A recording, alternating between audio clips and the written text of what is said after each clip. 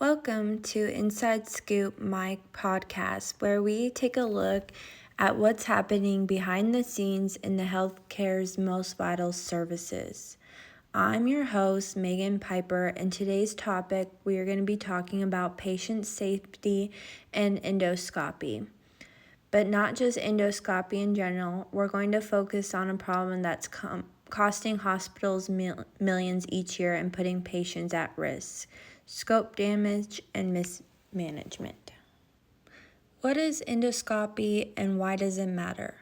Let's take a look into endoscopy.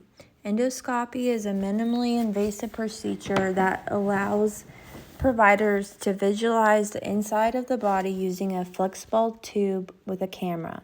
It's used for gastrointestinal exams, pulmonary procedures, ENT diagnostics, and even more surgeries. There are two main categories: flexible and rigid endoscopes. Flexible scopes are commonly used in gastroenterology,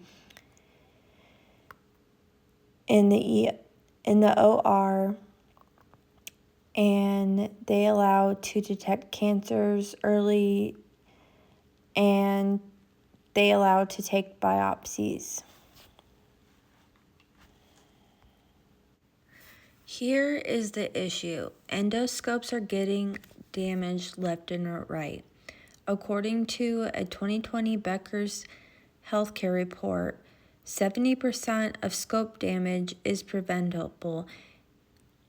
Some things that are causing some of the damages in these scopes are improper handling during transport, incorrect reprocessing techniques, using the wrong accessories or chemical agents, and storing scopes while still moist or not properly dried. And that's costing the hospitals a lot of money.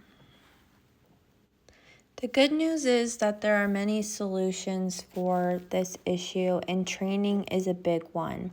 There should be mandatory hands-on training and competency checks. Just checks where somebody is reviewing whether someone or not is able to perform the duty of properly handling and sterilizing endoscopes. A second solution is that I just learned in school that there are many tracking systems for these types of things, like the RFID tracking system. If we can just log the scopes and take care to log the repair history and what's going on with the damages of the scope, then we can decide what the pattern is of damage and do training on whatever's causing the damage the most. A third solution is preventable maintenance and scope services. One source I found said that one hospital saved over $300,000 annually using the model through a certified vendor.